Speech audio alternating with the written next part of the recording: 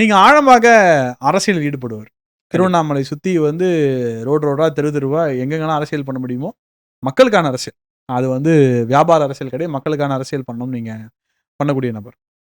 முதலில் ஒரு ஆட்சி இருக்கு தமிழ்நாட்ல. இப்போ வந்து அந்த ஆட்சியை அகற்ற வேண்டும் என்று சொல்லி அமித்ஷா அவர்கள் என்டிஏ ஃபார்ம் பண்ணியிருக்காரு. அதிமுக, பாஜக கூட்டணியை சேர்த்திருக்காரு. இந்த கூட்டணி ஆட்சி மாற்றத்துக்கு ஏத்த கூட்டணின்னு நீங்க நினைக்கிறீங்களா? நீங்க முதல் விஷயம் அமித்ஷா ஜி பேசுறதுலேருந்து ஆரம்பிச்சீங்க.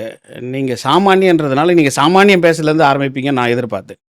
இது அமித்ஷா பேசினது சாமானியர்கள்லாம் பேசினதுக்கு அப்புறம் இதை மாத்தியே தீரணுன்றதுக்காக தான் இந்த கூட்டணி வந்திருக்கு. ஸோ இது காலத்தின் கட்டாயத்தில் அமைஞ்ச கூட்டணி. மக்களின் விருப்பம். மக்களின் விருப்பத்தை நிறைவேற்றுறதுக்காக, சாமானியர்களுடைய விருப்பத்தை நிறைவேற்றுறதுக்காக இது கூட்டப்பட்டது. நிச்சயம் இது வெற்றியாக தான் அமையும். அதில் எந்த மாற்றமும் கிடையாது. மக்கள் அத்தனை பேரும் இதை வரவேற்கிறாங்க.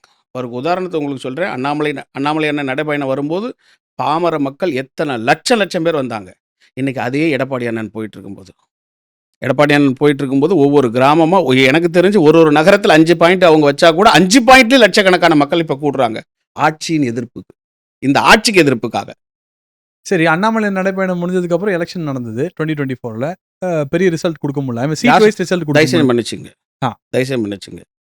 12% மேல ஒரு தலைவன் எலெக்ஷன்ல அடிப்படையில பூத் கமிட்டி கூட இல்லாத ஒரு தேசிய கட்சியா இருந்த பாஜகவை ஒரு பூத் விடாம இன்னைக்கு தொண்டர்களை உருவாக்கி வச்சிருக்கக்கூடிய மிகப்பெரிய சாதனையை செஞ்சுட்டு தான் இன்னைக்கு அந்த பதவியில இருந்து அவர் மாறி இருக்காரே தவிர, ஏதோ மக்கள் யாருமே அண்ணாமலை பக்கம் இல்லைன்ற மாதிரியான கேள்விகளை தயவுசெய்து முன்வைக்காதீங்க. அவருடைய வேர்வை சிந்திய உழைப்பையும் தயவுசெய்து வீணாக்கிடாதீங்க.